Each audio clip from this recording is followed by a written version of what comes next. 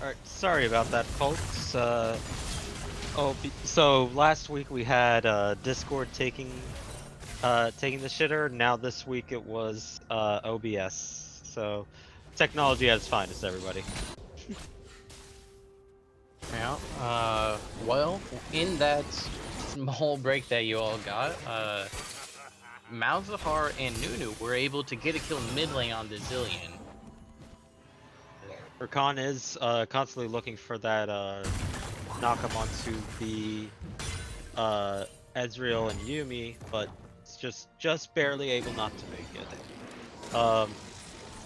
When Yumi first came out, one of her counters was like Thresh, Blitzcrank, Nautilus, and still is, just because you can pull her as she's trying to dart to an ally, and then it puts her E on a large cooldown. But before that, Teleport coming in, they're trying to turn around this gank. Volibear's already caught up. No aftershock. Rakan going in, trying to disrupt the backline, and does save the Volibear. Did have to burn the flash on the Volibear.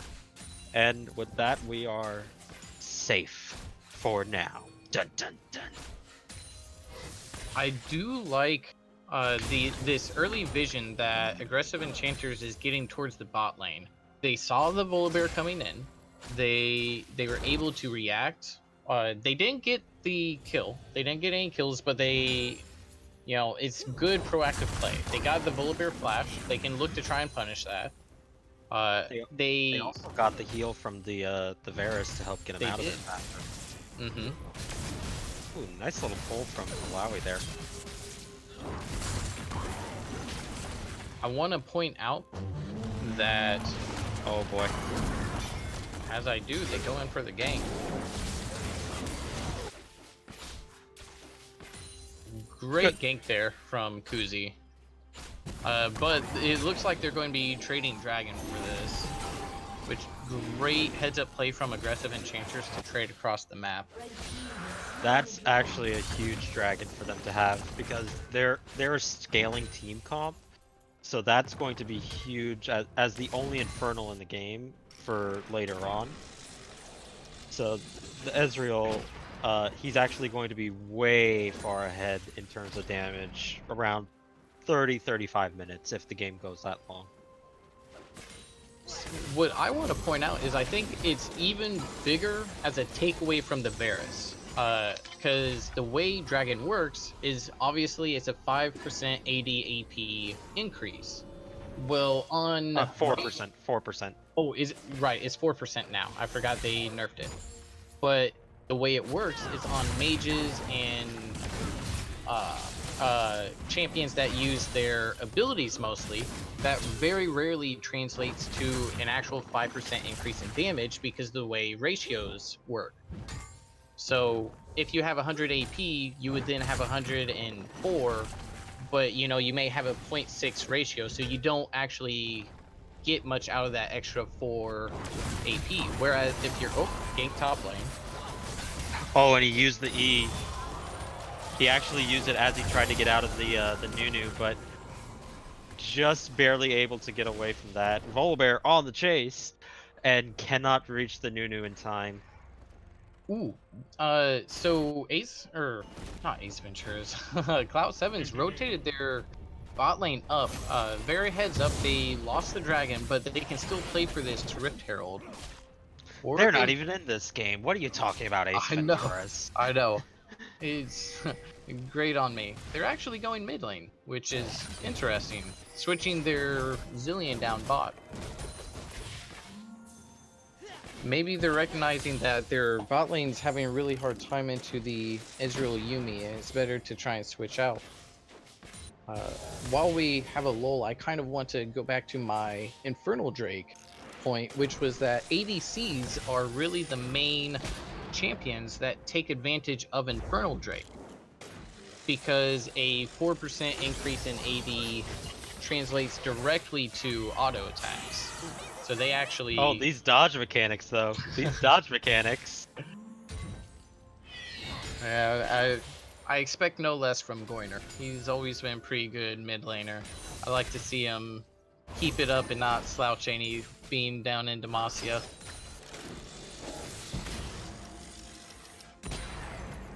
Yeah, and Zillion is able to still farm pretty far away with bombs. But they also... Ooh, getting a little bit more damage off on that one. Aileron roll dashes away. But those tentacles are going to come down onto him. It's going to have to use those dodge mechanics. Now, where do you think Kuzi takes the Rift Herald? Do you think he takes it mid lane and they try to crack that open? I think he takes that bot lane. I think that... Oh wait, no, sorry, Volibear has it, sorry. I think...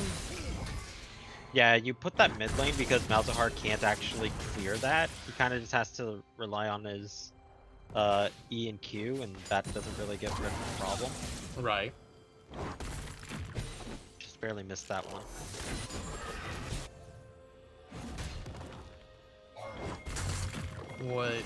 Let's see.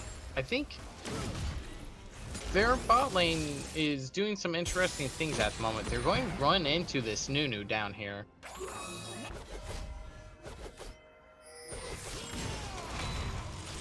Oh, did land the ultimate, but not really enough follow-up. Uh-oh, Rakan is about to die. We do see Ezreal still hitting everybody in the back line. Ezreal did get stunned up by the double bombs. Well, Nunu actually did end up going down, but nobody from the side of aggressive Enchanters are going down. Volibear is still chasing onto the Malzahar, but the Yuumi is able to keep him pushed away, and Ezreal is also able to get out after expending his E and his barrier. And with that, all for all, 1-for-0, but Yuumi is trying to get a final say into this matter and is not able to get into that. Unfortunately, that it wasn't able to have that up in time for the Nunu. I actually thought that the Rakan was going to fall with the Malzahar coming in on the back line. Just point and click ult onto him. Yeah, I don't know who Malzahar ulted there. Ooh, Varus with the snipe. But Malzahar didn't get the ult onto Rakan, which allowed him to jump back and get some shielding down as Ornn does not fall topside just yet. Maybe the tentacle will get him. But I want to say Rakan actually had a great flash onto the Ezreal, I believe, while he already was ulting. And that was enough to keep Ezreal there while they... and not doing DPS to like the Varus while they bursted down the Nunu. So that I thought that was actually really pivotal in the fight. Yeah, so at the beginning of the fight, Rakan jumped onto the Nunu thinking, okay, yeah, we've caught him. Yeah, we got this. And then Rakan, I believe it was, no, it was the Nunu who actually got the stun onto the Ezreal so he could stop firing on the back line.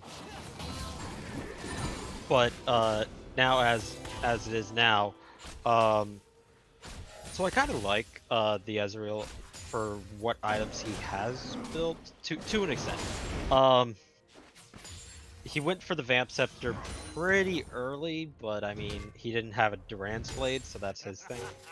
But he was able to pick up a Sheen in place of a pickaxe when he also had the tier. So I will say I don't like this. I think instead of the Vamp Scepter, you go for the pickaxe and you try to rush that Mana Moon so you can stack it as quickly as possible. Because stacking it with autos will stack it faster than having to use mana. But it looks like he's rushing a Bork now that he has his Sheen in tier, which I really don't like.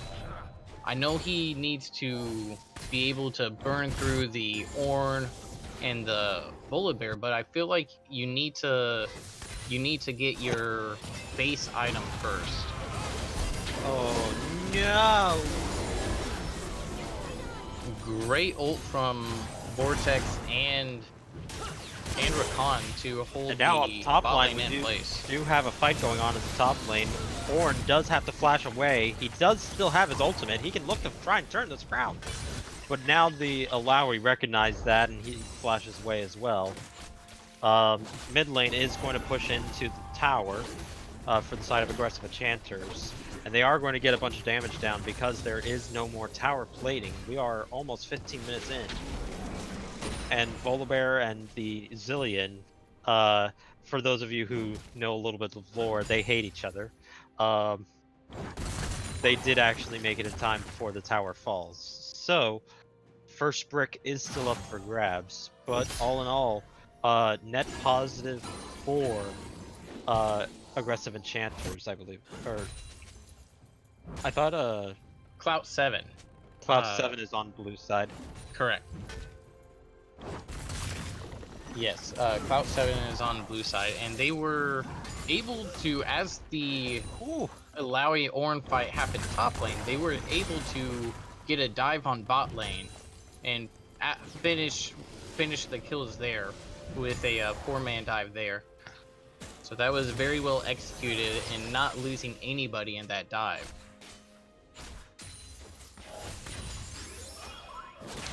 Ezreal is still up by about 40 CS on the Varus, even with those 3 kills. That's more or less, that's about even for what that minion gold is worth. So he's actually down 400 when I switch over to gold here. Granted, that's 400 in Varus's pocket that he's holding on to. Oh. But and also the support is up by 600, but that's primarily due to the assist goal. But Mr. Ornn, you missed your pink ward up there a couple of times, but he's getting it now, maybe. Oh, he's trying to get it. He wants it so bad. All right, he got it. Mr. Ornn, what are you doing? I do want to commend the mid laner of aggressive enchanters, Stud Nugget here, for CSing really well. Granted, he's on Malzahar, but still, he's up 20 CS, 30 at times, and he's up 500 gold right now just from CSing. So that's really good on him. And he go ahead. Oh, sorry. I do have a thing about the Rakan. He actually ended up going for Knight's Vow, which is what neither of us thought he was going to do first. And as a support, I know this is supposed to be your job as the color, but I don't agree with that purchase as Rakan, especially into what you're dealing with, because there is no immediate damage threat that Knight's Vow would stop. And as I'm trying to explain this, Alawi just smacks the Ornn with the tentacle. And he goes for Abyssal Mask first? I don't agree with that either. You're primarily only have been fighting against this Alawi who went for a Black Cleaver. You don't have armor outside of that Ninja Tappy. You're not going to do well. Yeah, it seems like he's just kind of doing the same thing you see a lot of players do, which is just getting the same items that you get every day and not really shaking it up. But with that, we do have first brick going down. Meanwhile, Alawi's teleporting down here. It's going to be a 5v4. Ornn is TPing into the pit as well. Nunu is trying to keep the Rakan busy. Ornn actually picked up the dragon. I think it was with his E, but huge tentacles are popping out and destroying the opponents. And Zillion does help to get the Volibear out of there. And all said, the first air drake does go over to the side of Clout 7, whereas they did drop 3 to the aggressive enchanters 1, and that was with the Zillion getting his ultimate off. I think it was on the Volibear? I don't fully believe remember. so.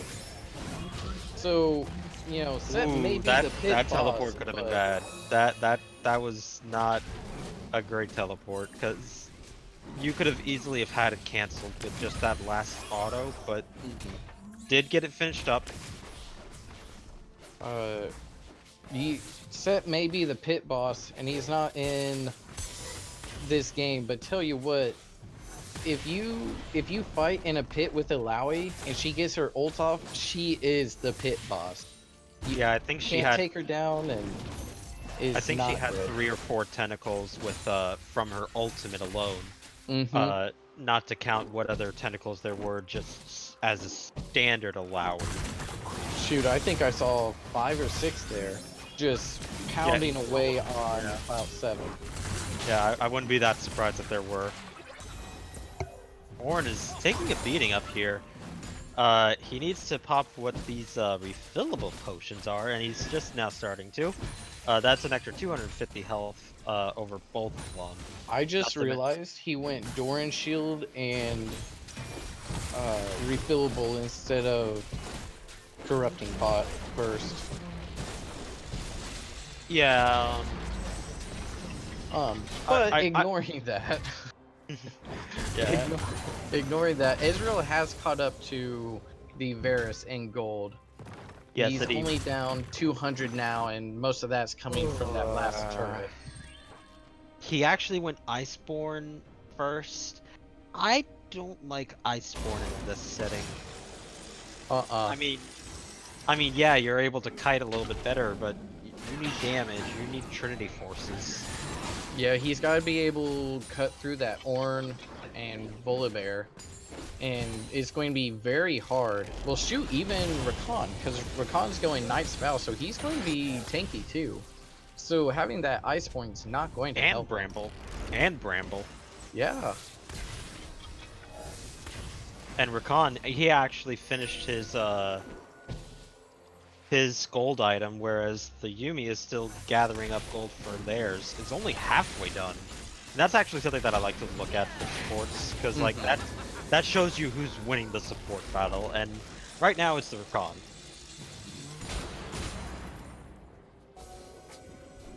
Some very interesting item choices coming from the players here. Also, since because I am a support main now,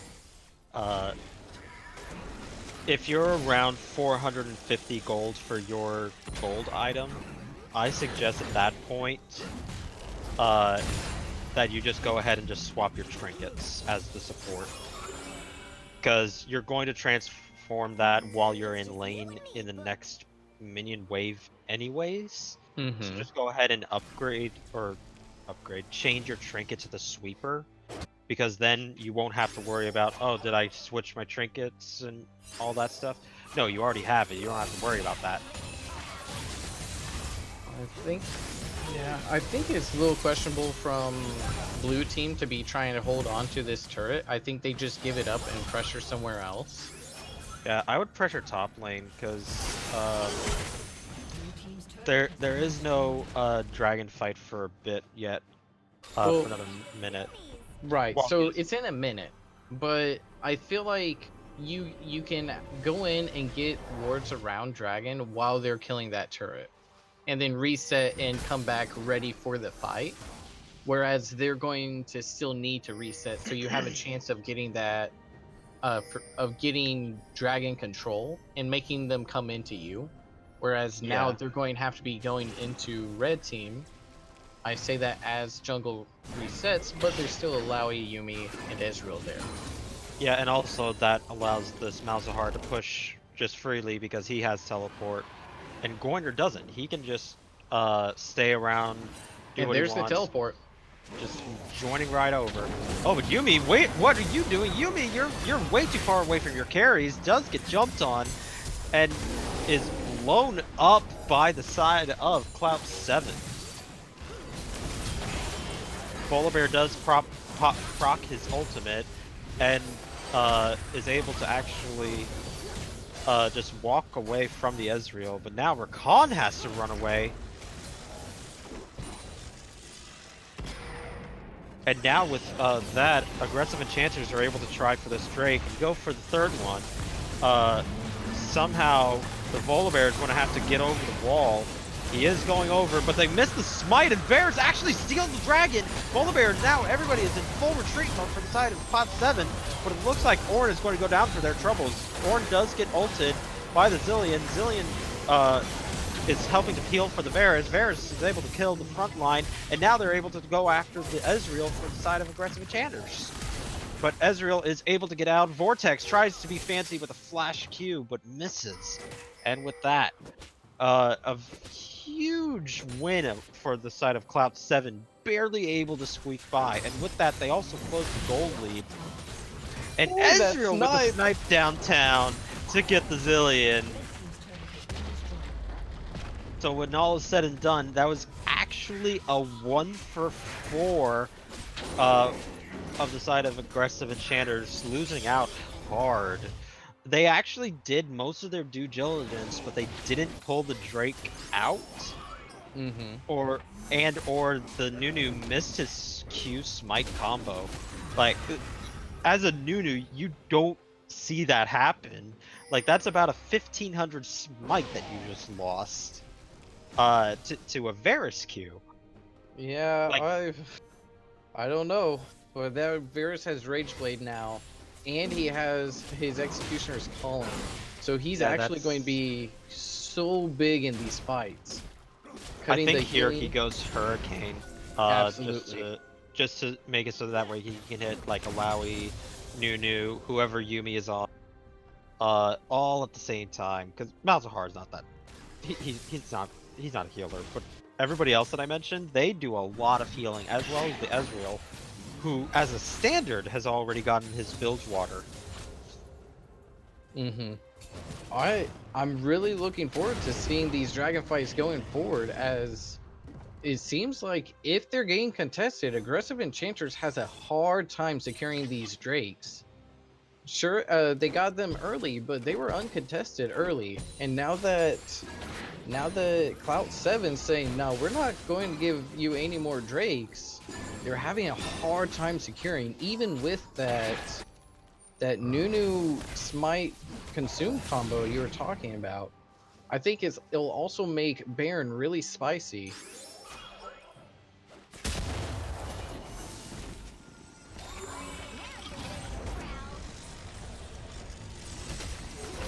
Zoom, zoom, zoom, gotta get away.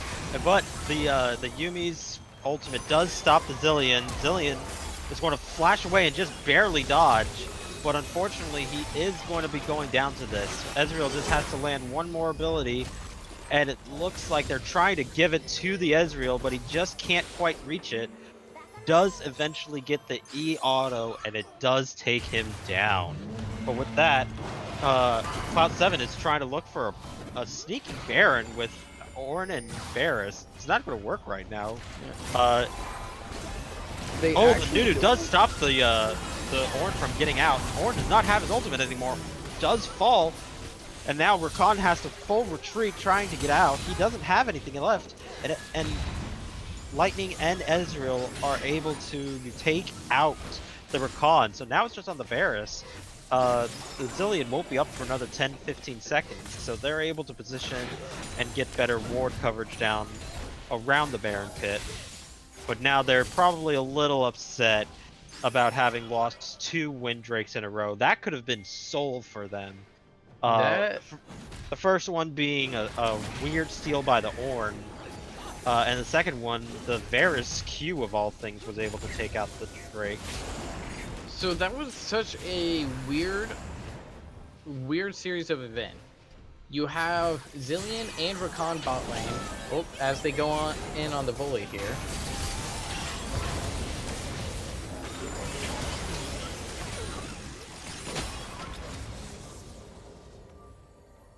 Yeah, so that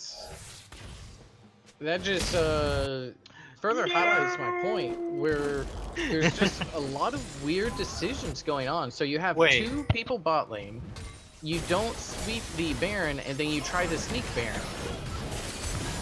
Another issue I have is with Goiner, actually. So he went with the Glacial, but then he didn't build any of the items. I can't say anything, I've done that before. Just completely on accident. But they're able to take the Baron, and they have enough time go down to Drake to contest that. Volley isn't going to be there for at least 20 seconds. Oh, but he did pick up that Zillion. They are going to take this Windrake, or at least they're trying to. Ornn is ulting Yeah, to they'll get it. stop. And that's sole point now with 3 Windrakes for Clout 7. That's a huge amount of crowd control. Cooldown for all their ultimates. Ornn already on a low CD. 50 seconds remaining now. 65 seconds total. Zillion. Oh my god. Zillion's at a 50-second CD with only, what, 20% CDR? 20, 30%? 20% CDR. So that could go even lower. That can be like a 35-second CD.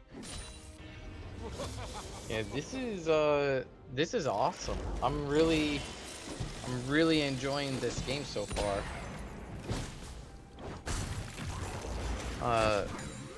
They tell you what, neither side is backing down. Where one trades Baron, the other gets Drake. One makes a play top side, the other gets Drake. This is good trading here from the teams. Let's do an item check here. So Zillion has Morellos, that'll help a lot. Ornn. Yes, it looks like Varus is going. So this is as a note of something that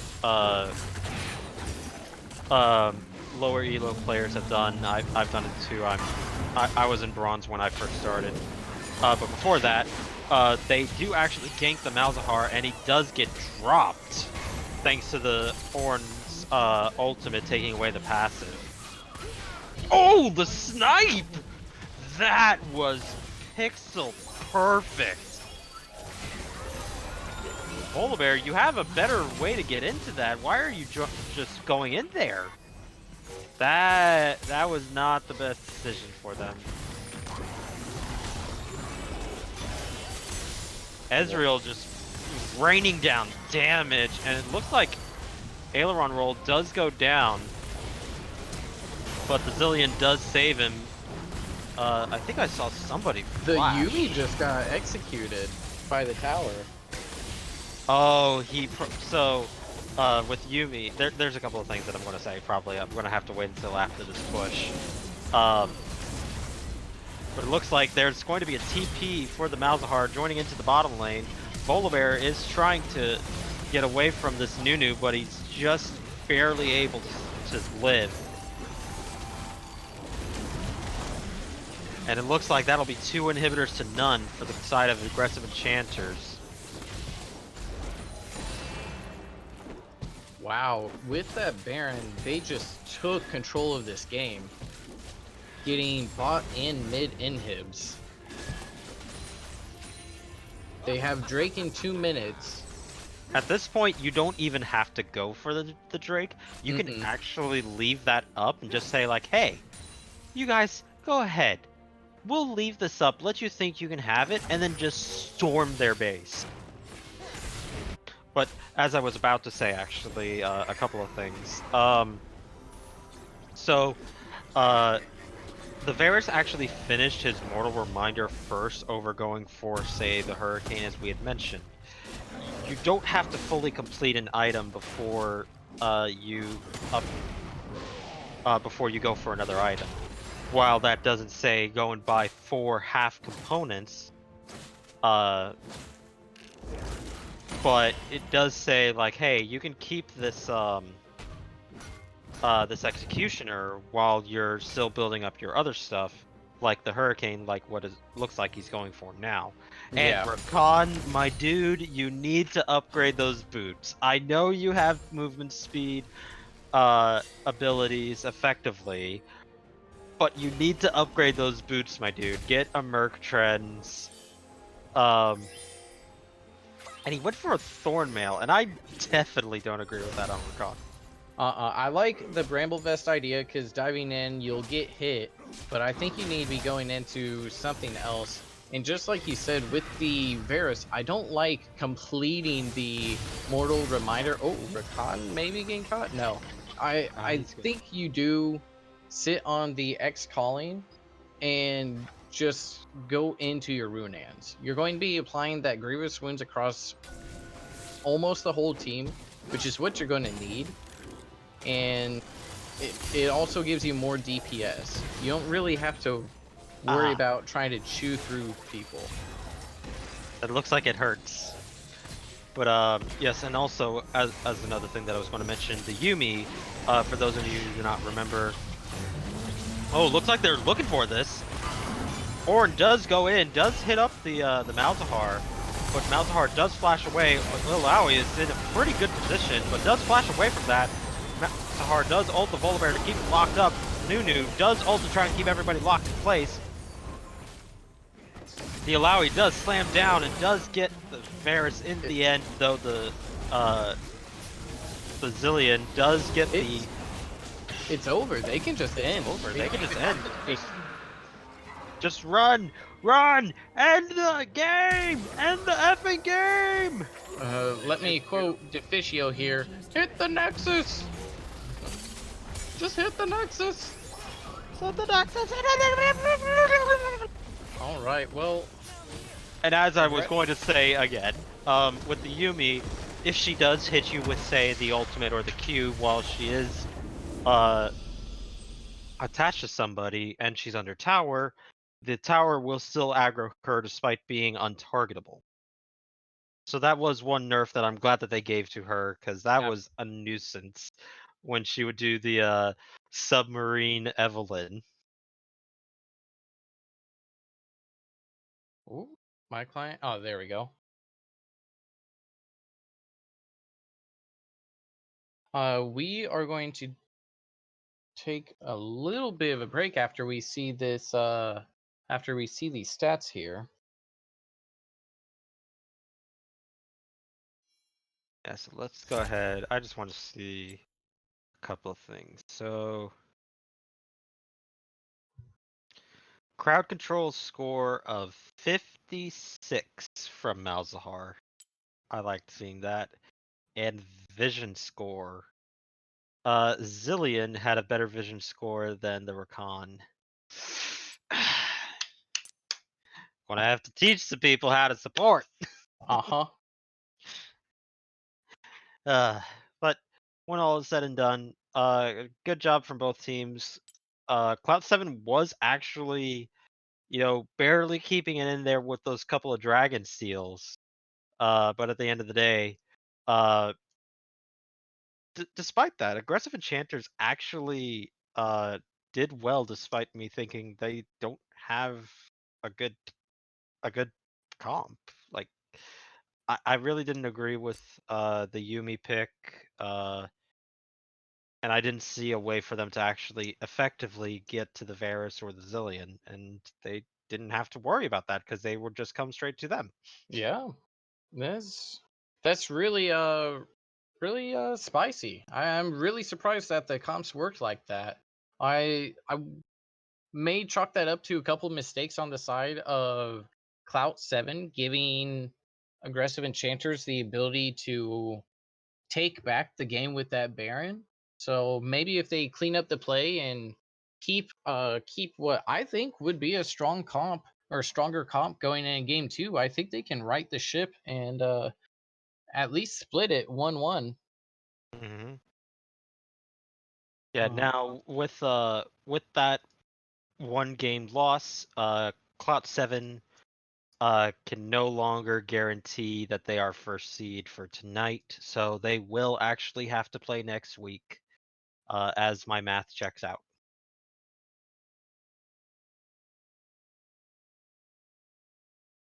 all right, let's go Yes. ahead and take a little bit of a break here before we get into game 2. Right back in just a couple of minutes, everybody, so stay tight. Don't go anywhere.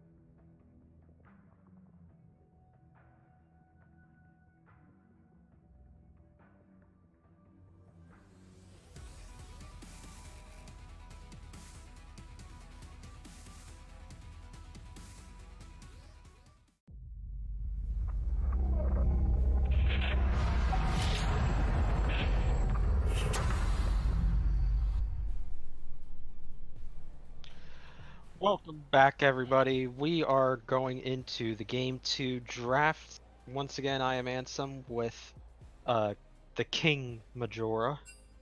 Great game. Still love it. Still play it. Yeah. I mean, what do you think I named myself after? It's a great game.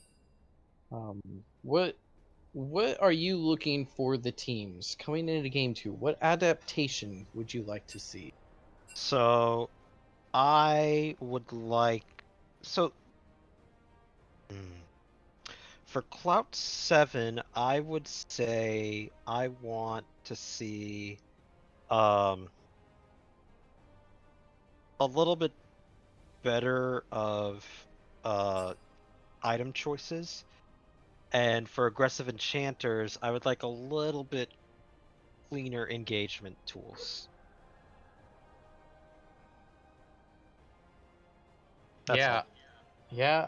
I would like to see some better role assignments from Clout 7. I feel like that was actually their bane towards the end of the game there. Getting having two members caught out on the bot side and that game transitioned into a Baron.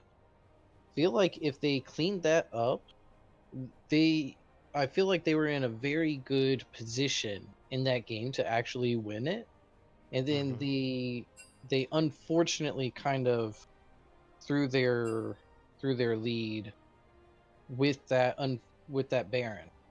But I gotta give aggressive enchanters um, props for just being able to take definite control of the game with that single Baron. You know, some teams you see, you know, they get a few turrets, but they aren't actually able to catch the or to crack the base with it. Yet they were able to get two inhibs and just this insurmountable gold lead that they just smacked Cloud 7 with. So I I gotta give them props that they just use that Baron very very effective.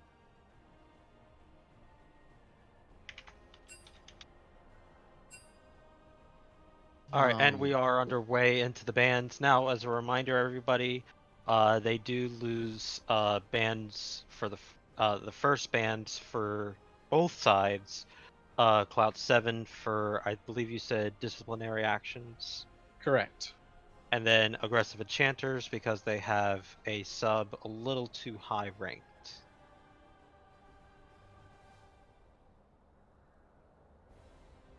Yes, and let's see. I'm wondering what AE will go with for their second ban. Is there something from game one they didn't like, or are they going?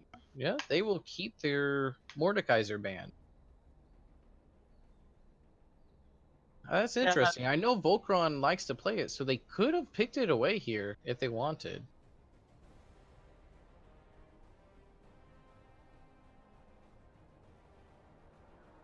and then a Morgana ban against aggressive enchanters again. Mm-hmm.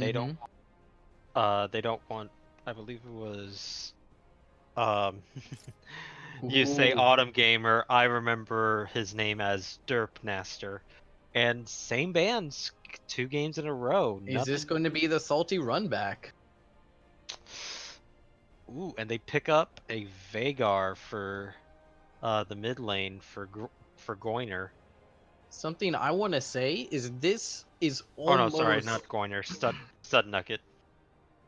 if they run at bot lane, that's basically a Rakan ban in itself. Yeah, they don't want to pick that into Vagar. Here you would want to say either like a Thresh, Leona, Nautilus, someone that if you get to them, it doesn't matter at that point. Mm-hmm. Because like I did my job, I got to you. Now you're on the back foot, and it looks like time is running low. But they are able to pick up a Aphelios. So Aphelios Ooh. Zena, the newest of the 80 carries in the bottom lane for Cloud 7.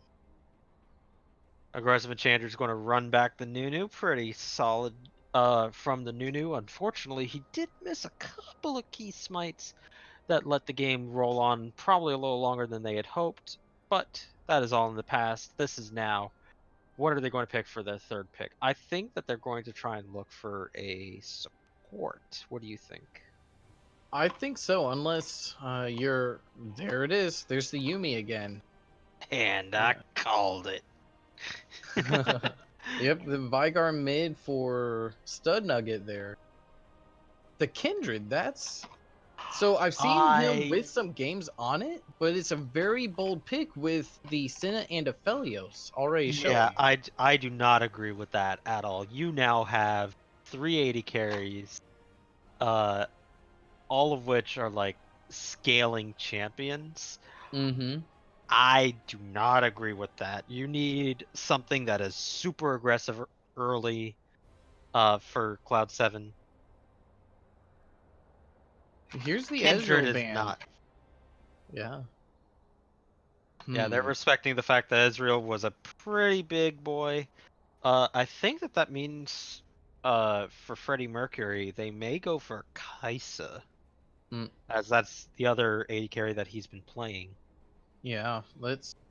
So I'm really interested because if it's a Kaisa Yumi, that's a very weak bot lane, and Senna Right. and Aphelios can try to hard punish that. Yeah, and also the other problem that I have with the Senna pick into a Yumi is that you're not going to get much off of that for your passive. And Cloud 7. Okay. So, for Cloud 7, I feel like you needed to pick your mid laner here, not your top laner, because they have already shown their mid laner in Veigar. You save the Agreed. top laner for a counter pick, um, going into this, especially with how game 1 ended up being, with the Ornn. So now you actually double crutched yourself because you already knew the mid lane matchup, and it's going to be a Jin Yumi. Oh god, that's going to be the fast. um, and now they're able to pick their top laner free, for aggressive enchanters. They could pick whatever they wanted to Shen. They want to probably try and pick something that just keeps him bullied and underfarmed and under levels. So even if he does ult away, like Urgot. Urgot, that works. That works just fine. And that keeps him, from choosing, okay, do I leave my lane and go help my team, or do I die to this Urgot? So, being an Urgot main, I will say Shin before level 9 can trade into the Urgot. Because if With Urgot the activates his W, then Shin just has to activate his Null Zone, and he Yep, won't take any damage from the Urgot, besides his his shotgun shotguns. phase. Yep.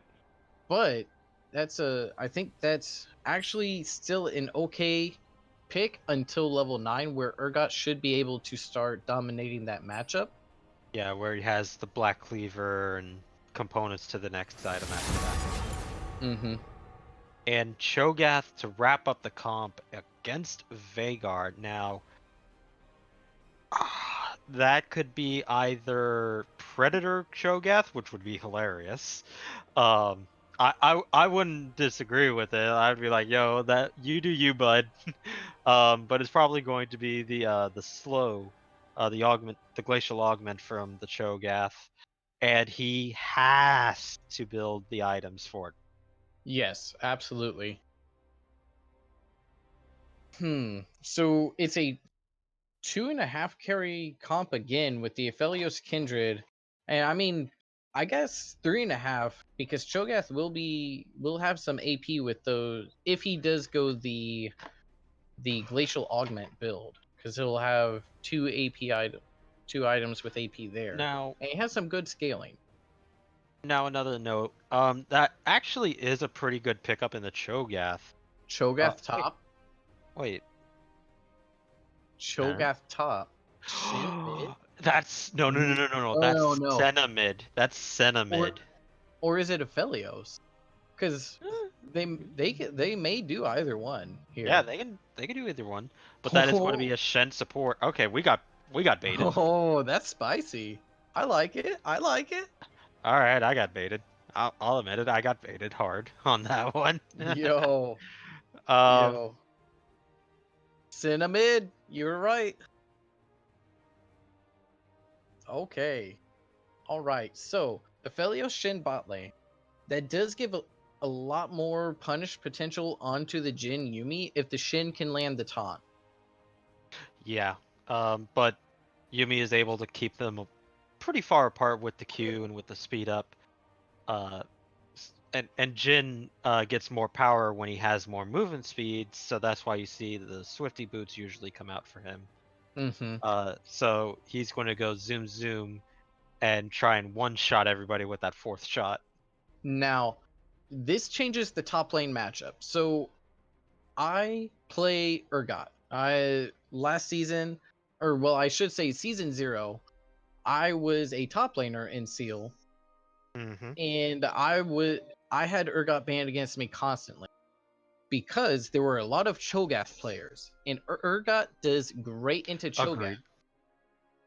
because Cho'Gath, if he tries to trade into you, you flip him over, you slow him, you pew pew him down with your machine gun.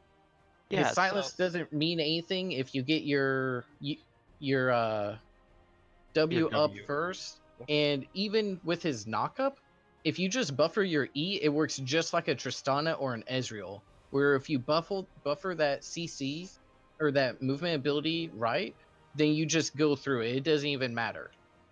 Yep.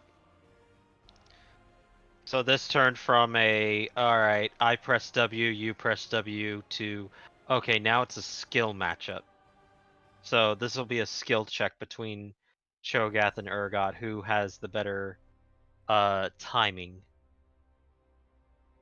Yeah, Cho'Gath needs to be really careful in this top lane matchup, because if Urgot takes the lead here, it's over for Cho'Gath. Mm-hmm. Agreed. And also another thing that I was going to mention, as it would have been a mid lane Cho'Gath, that's actually a pretty decent answer into Nunu, because true damage Q, true damage ultimate, it will effectively match both of them. Mm-hmm. So then they're able to, uh, you would see a smite fight happen at like 3,000 health, just because both of them can smite. Uh, with the ultimate plus Nunu's smite and Kindred smite, that's uh 2,000 just from the Cho'Gath and the Nunu's abilities, and then the smites coming in. You're going to have a smite fight where there's 3,000 health still remaining on an objective, and it can go down in an instant. And something even spicier, Kindred has ult. So they can try to mind game the Nunu. Uh, It, so there's some next yeah. level plays happening here. Now, mind you, if that is to happen, please communicate that with your Cho'Gath so he Yeah. doesn't try to flash ulti and think, oh crap, oh, I got baited by my jungler. That would be so Ugh. funny. And also with that, it actually does heal the dragon just that little tiny bit. Um, so don't immediately smite after it comes out of it, unless if you are the Cho'Gath and Kindred or the Nunu by himself, to just instantly smite for like 1,500. Mm-hmm. Because you're going to miss it every time if you do it immediately after the Kindred ulti finishes. Okay, so we still have roughly 2 minutes before we get into game here. Whose comp do you like more here? I like the bamboozle that Clout 7 gave me. I do like it. But I do like oh my god, aggressive enchanters just that little bit more, because while yes, they do have scaling champions, they can scale a little bit faster. Absolutely. I will say, so as fun as there are aspects that I don't like of both. I don't like the Yumi for aggressive enchanters, Agreed.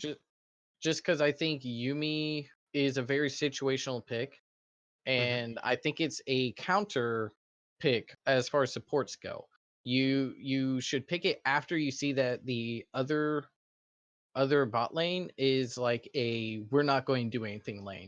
Then you pick the Yumi, in my opinion. But I Yeah, don't actually like the Cinna mid. Agreed.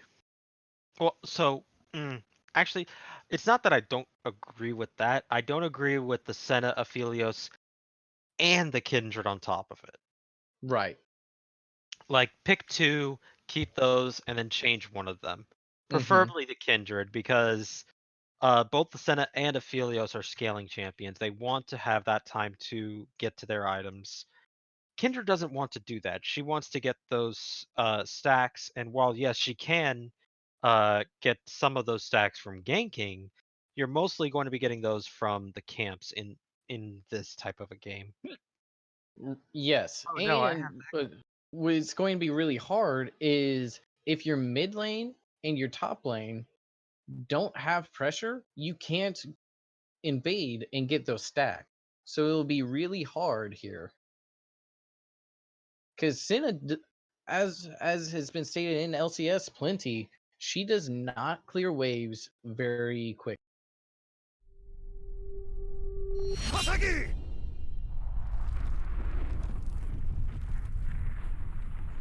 So it'll be fun to see. Sorry, I have the hiccups. Oh my gosh. They- I'm a little hungry if you couldn't tell from the last game, as I mentioned it. So I apologize, everybody. I'm gonna mute myself when I have a hiccup fit.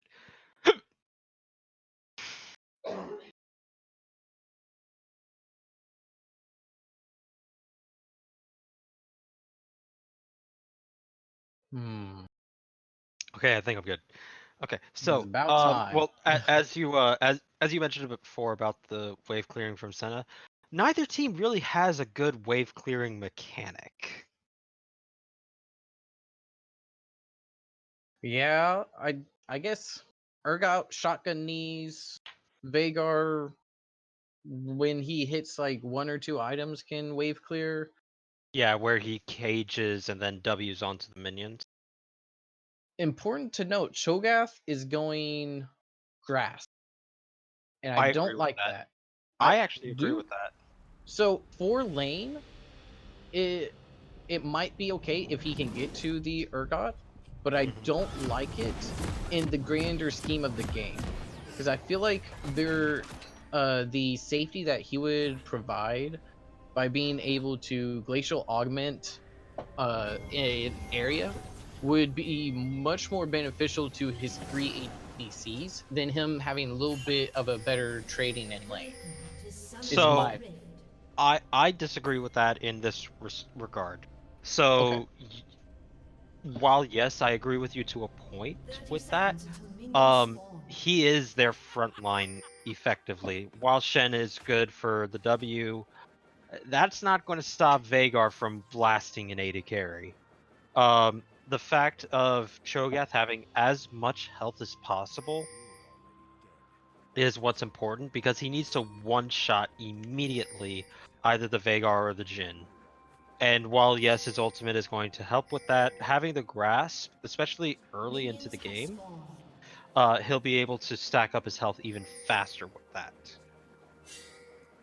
So I'm looking to see like 3,000 health, 20 minutes in for the Cho'Gath with this.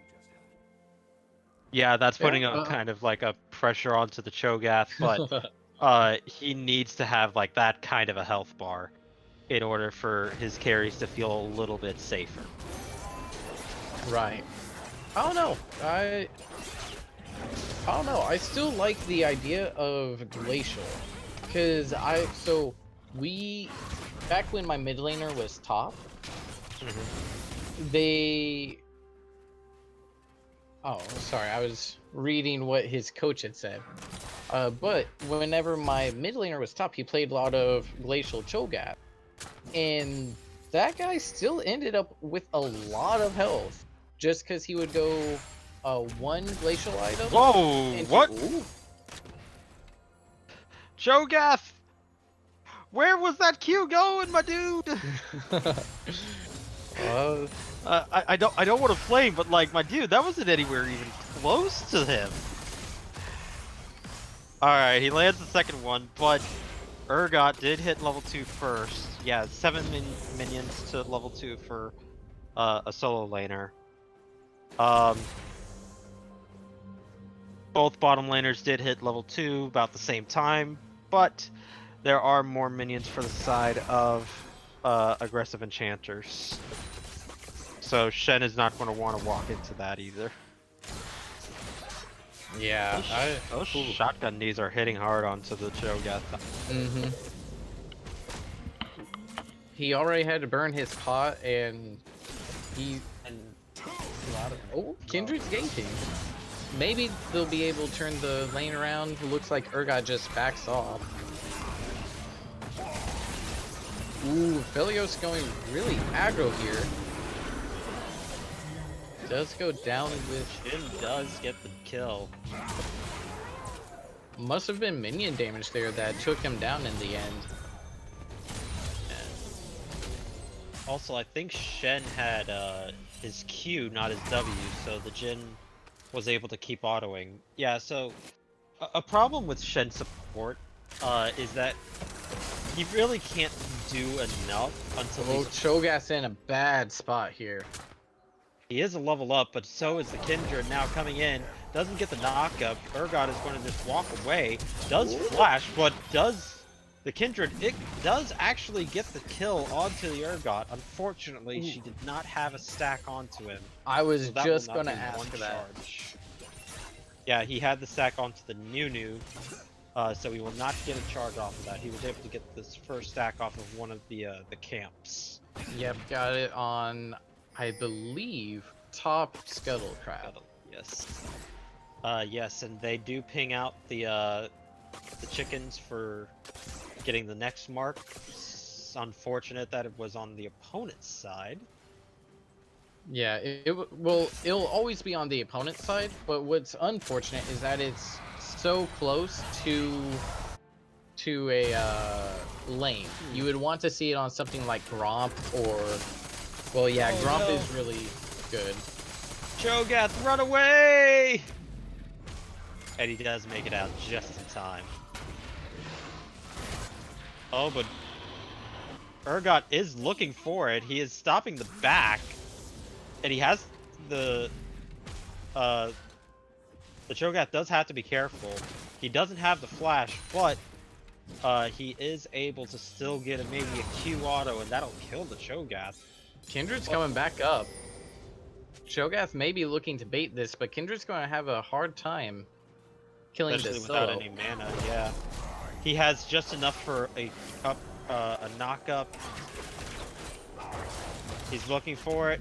He's got the knock-up! Alright, I think that's enough. Now he's just got to survive, and he does. Kindred does take down the Urgot. That bait by the Cho'Gath.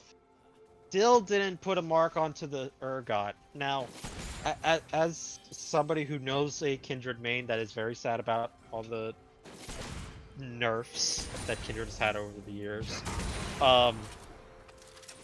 when you're ganking like that, you can just go ahead and just change who your target is, so that way you can just walk away. And Shen, you need to be in the front of that to block for your carry.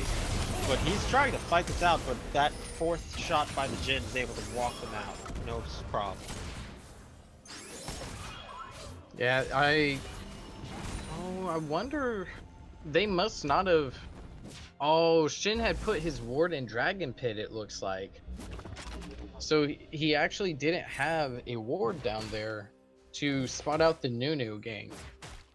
And Aphelios' ward was down, so he couldn't ward it either. And now he's like, well, if you're not going to ward it, I will! And buys a pink ward. Yeah. It's like, fine, I'll do it myself. Now Kindred's looking towards the bottom side.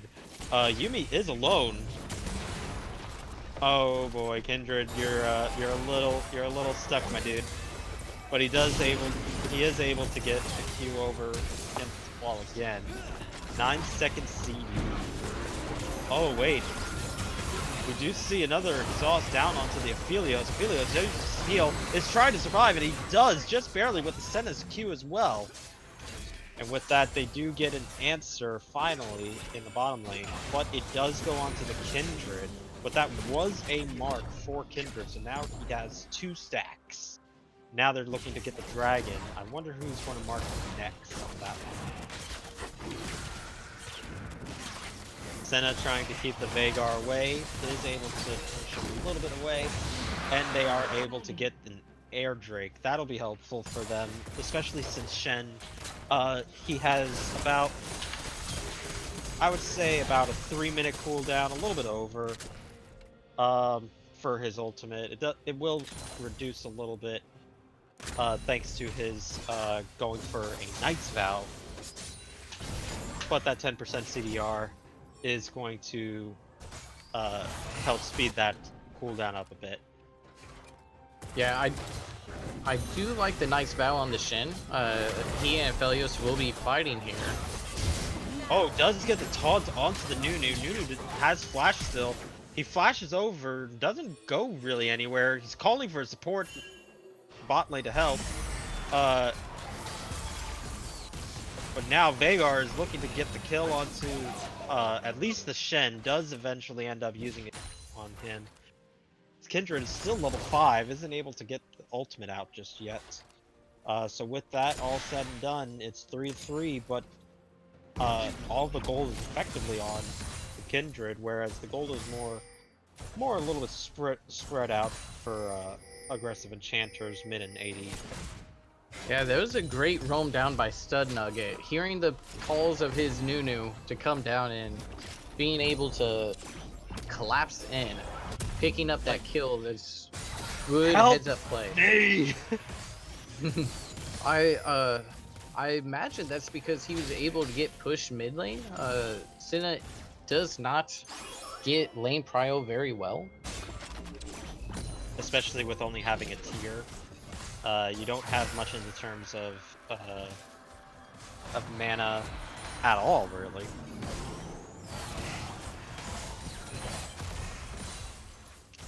Senna has 14 stacks of her passive, looking to get to at least 40 to really feel like a champion. Yeah, and that actually got hard nerfed for whenever you're killing minions yourself. So I click on Senna now, and she has what, 14?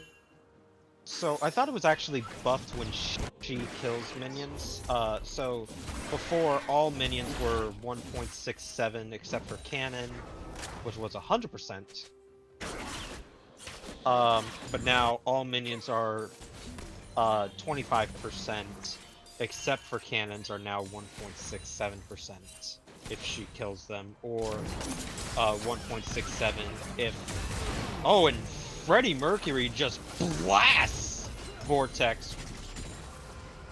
Shen wasn't even paying attention. I'll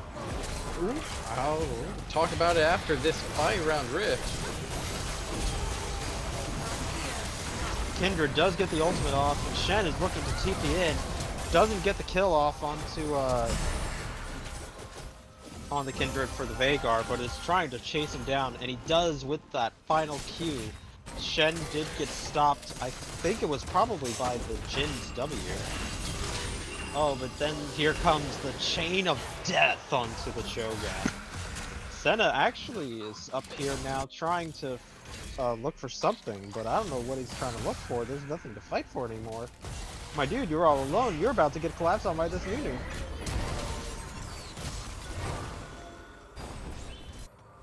Felios is up here. That's a interesting roam, as the aggressive Enchanter's bot lane is down to just one plate on that bot turret. Yeah, they're thinking about saying to just take that since they saw Aphelios is just now running to bottom lane.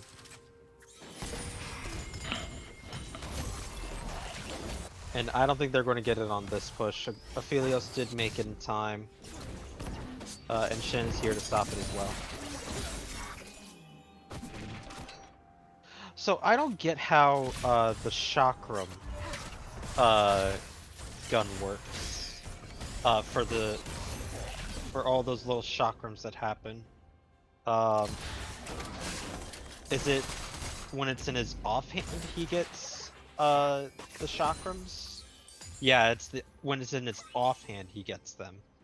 Okay, so that's why he has the when I see the outplays and stuff, it's the red gun as the main one and the white gun as the offhand. Yes. And that'll stack up the chakrams and he'll do big damage. Big damage. Okay, okay. See, my AD carry, on Shion Samurais, he's played Aphelios 3-4 times now in our matches. I still don't know that, so.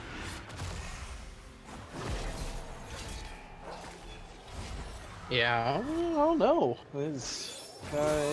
I'm not. I don't play him enough to super know. Even though I've practiced him, I don't play it enough. Yeah, so I would like to keep the white chakram, red gun, or green blue is the other nice combo that I like, where you can have a long shot plus the flame gun, and you also have with that the flame for your ultimate. Mm-hmm. Because really, like the blue gun is the best gun in my opinion for your ultimate. The Just because, flamethrower? yeah, because of that huge explosion that happens. Yes. For your ult, that is the team wiping. Yes. Okay. That's where they're like, yeah, we got a nerf. Urgot's looking. He's pretty low. The flat damage from the ultimate plus the execute, that should almost take down the Cho'Gath. Cho'Gath is only at 1800 health. Oh, he's looking. He's got him. Yeah, Cho'Gath is going down. Oh shit! Ult coming in. Oh, and that Cho'Gath. Global ult OP. Not just one, but two global ults.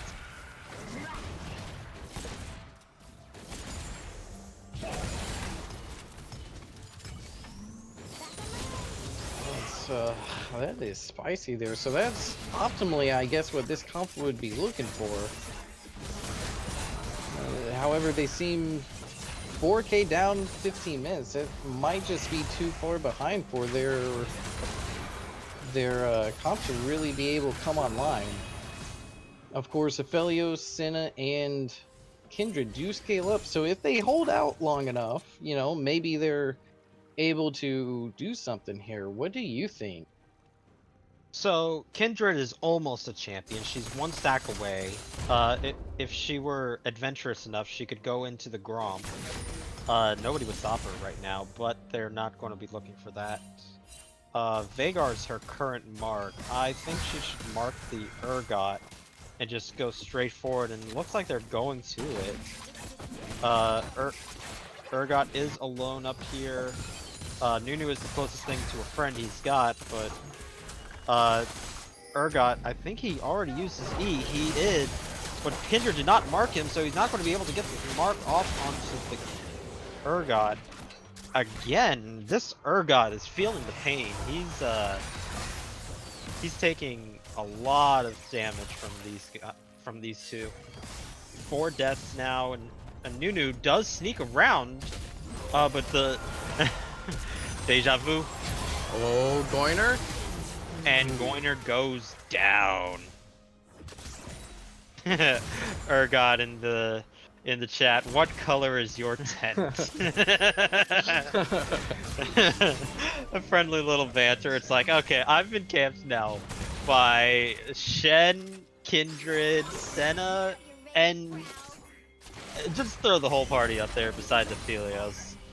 What color is your tent today? Well, the color of the tent is purple, as the ultimate from Aphelios does go down to get to the Jhin, and they are able to take out the Jhin, and they're looking to get the cat. I don't think you had to flash there, my dude. No, I don't think so. Yeah, Kindred, you have a W up in just a second. You didn't have to, but what's done is done. 3 stacks now for Kindred. Still, I want 4 stacks on Kindred. You need to become a champion. You are fed enough to be the champion, but you need to be a champion. You need to get that 4th stack. Unfortunately, the Kindred is getting counter jungled hard by Nunu in the top side. That's great heads up play by the Nunu, seeing the Kindred in bot lane, saying, you know what, I can come in here, I can take all of your top side, and you can't do anything about it, and then I'm going to gank your top laner. Looking at the all the stacking champions, because we have a lot of those this game. Yeah, we We have 5 stacks from the Cho'Gath, all of which are from minion. Oh no, sorry, one of them was from a champion. Kindred has 3 stacks, Senna has 25, so she's starting to feel like a champion. Vhagar has 90 stacks of his passive, and I believe that's it. Yes, that is it so far. We may see a Mage Eyes from...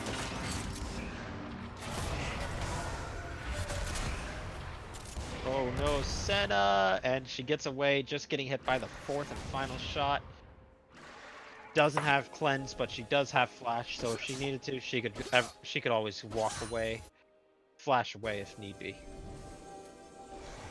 If need be, but I want to look at the CS deficit in the bot side, where Jin has built up a 50 CS lead over the Felios, and with his 3 kills, that'll put him at almost 3k above the Felios.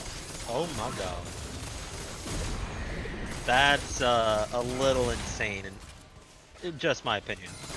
But part of that was also due to the fact that he was able to just straight up obliterate the Aphelios a couple of times in lane. Oh, does have to get the flash out from Jin, as he did get hit by the snare from Senna.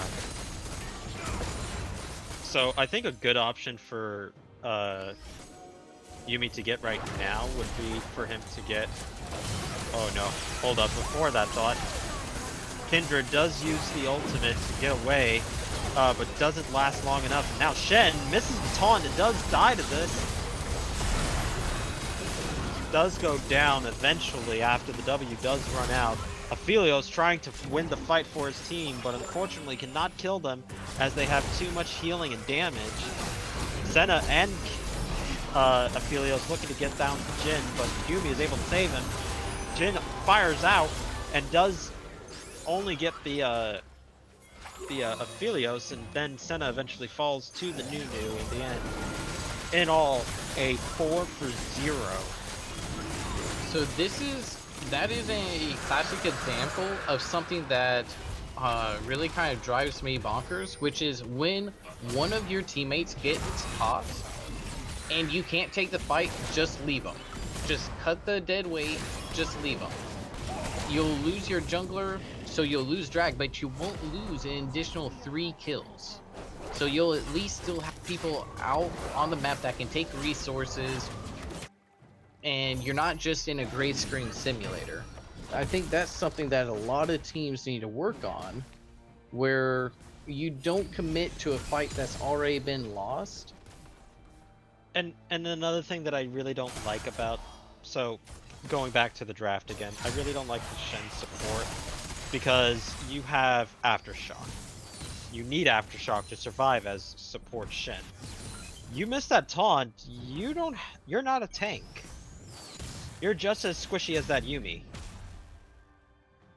Mind you, he went for a Sunfire cape, which I definitely don't agree with. But that's his prerogative, this is his game.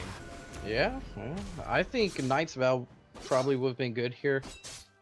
Knight's Vow, Zeke. Yeah, I would have gone with Zeke. Zeke wouldn't have been that bad. Because then you also have the slow on top of you while you're sitting on them.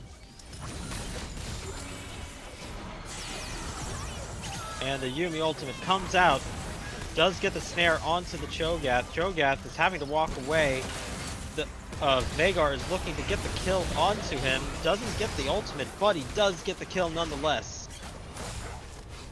And now everybody's got to retreat from this Nunu, and does barely dodge out. But Nunu is just going to have to ult and get down to business. Shen is looking really close to going down. The ultimate is on the Shen. But Urgot doesn't pull it back, and that'll be a 4 for 0. Once again, going towards the side of aggressive Enchanters. The aggressive Enchanters is just doing really well picking these fights and getting these catches that they turn into these huge, 4 for nothings. And here you see them taking the spoils of their winnings and getting the Baron. And I wonder if they're going to be able to close out the game as quickly as they did game 1 when they got the Baron. We shall see. Currently, they aren't that close to Soul yet. They still have another 10-15 minutes. Let's see, is Dragon spawning soon? We do have an Ocean in 2 minutes. With or without, that'll be a 5% health regeneration against a sort of a poke team, I would say, with the Senna and the Aphelios, if he has his green gun. Yeah, that could definitely be detrimental for them. Senna's still trying to stack up, does have 35 stacks on her passive, but did complete the Miramana. Jhin opens up, doesn't land onto the Senna until the 3rd shot, but is able to walk away, just barely missing the Yumi ultimate. What does Clout 7 do here to try and get back in the game? Obviously, they gotta stall out the Baron. They gotta stall out the Baron. From here, they're 7k gold down. Their stacks aren't coming out online yet. What do they do? Do they just try to stall out? They need to stall out so Kindred can get her 4th stack, and she's looking to go for it right here, right now. Unfortunately, oh wait, that got her. Okay, so now she has her 4 stacks, so she is a champion now. A little late than never, but I guess you just kind of have to take those where you can. Senna did get hit by the W of the Jhin, just barely dodges from the Jin's 4th auto. Doesn't get it out just yet. Is running in, trying to get it. Does get the W. Aphelios, afraid of what damage would come out, does heal preemptively. I think that's an okay heal because Urgot does still have ult. So you don't know if they keep pressing forward and you get hit with that ult, then you're just dead. So I think that heal actually isn't that bad. Obviously, it sucks when that doesn't happen. They don't keep pressing forward. But if they do keep pressing forward, that heal could have been the difference between dying or not. I saw the 4th shot did a 1000 crit damage onto that dragon. Yeah. Oh no. Run! Run, Urgot, run! Is getting hit up, is going to be CC'd by the Yumi, and Urgot does eventually go down to the Yumi. At this point you think, okay Yumi, you're pretty far ahead, go ahead and get a Dark Seal. Let's see what happens. Get a Mage Eyes. Well, thankfully they nerfed some of that Yumi damage, although with the buffs and the changes, who knows, it may be back. Oh. Eek. Eek. That's all that I can say at those kind of moments. Oh, does get the taunt onto the Jhin, but he's way too healthy with all that the Yumi is keeping him alive with. Everybody's trying to retreat fully and utterly, but they can't quite get to Jhin. Kindred does get the ultimate, and the Urgot is stopped by the Kindred ultimate from getting the Fear Beyond Death. That was a great Kindred ulti. That was needed.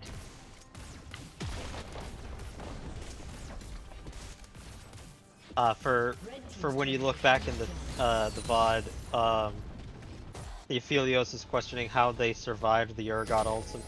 Well, that is because you had a Kindred ultimate right on top of you guys. Mm-hmm. But I do like something the Vagar actually did. He went for the Hextech item, which yes, you do need it as a glacial. But then he went for Rabadons. He didn't go for the Twin Shadows, and I actually like that because that just speeds you up faster for your build. Absolutely. You couple that with his passive, where he's already gotten 158 AP. He's sitting on 526 with 2 items and his passive. So I think that's a good call there to just say, you know what, I don't need the Twin Shadows. Just the spray gun and my baby cage is enough to keep them where I need them. Alright, so taking stock of everybody else's stacks, Cho'Gath at 6 with only one of them being a champion. Kindred's still at 4 stacks, but hey, at least you have those 4 stacks, so you are a champion right now. Goiner does have 47, so now he is also feeling good right now too. Oh, but looking down onto the Kindred does get killed by that Vhagar's W. And Ophelia's going down to the Vhagar as well. Cho'Gath and Shen trying to dive in, but Senna does not do enough damage. She cannot do what needs to be done. Vhagar blasts the Shen out of that fight. Cho'Gath is able to survive for now, but is taking some serious damage. So is Goiner. Goiner doesn't get hit by the Urgot's ultimate, but Cho'Gath does and is down. So that is a 4 for 0, and that may just well be game with all 5 still remaining up. Yeah, good on aggressive Enchanters for punishing the positional mistakes coming out from Clout 7. Not letting them get away with that, saying, hey, you want position badly, we're just going to win the game here. Yeah, and they're just keeping them away. The Jhin is just zooming, making sure.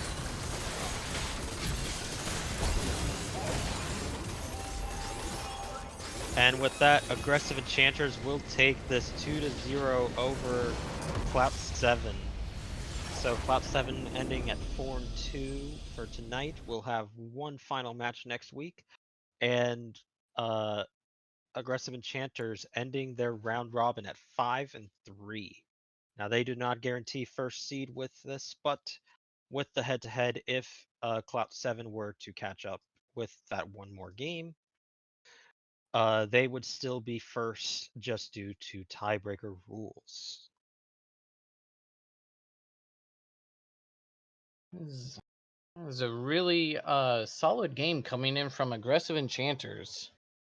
Really really proud of the way they were able to capitalize on advantages, and once they got ahead, they just never gave up control. They had one bad fight in bot jungle, but besides that, it was clean execution, exerting pressure over the map. This is good job on them.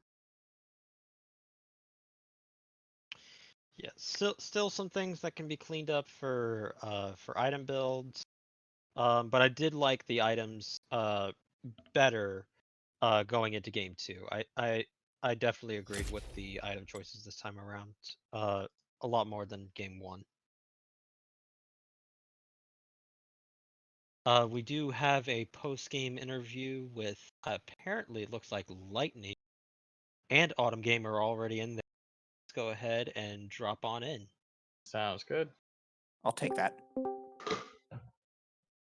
Oh, Hello. are they in? Hello. Hello. Annyeong. Are we on stream? Yes. Okay. So, congratulations to the 2-0 to you guys tonight. Yeah, I think. Yeah, thank you. Gosh, what questions do I have? So, why the high priority in Yumi?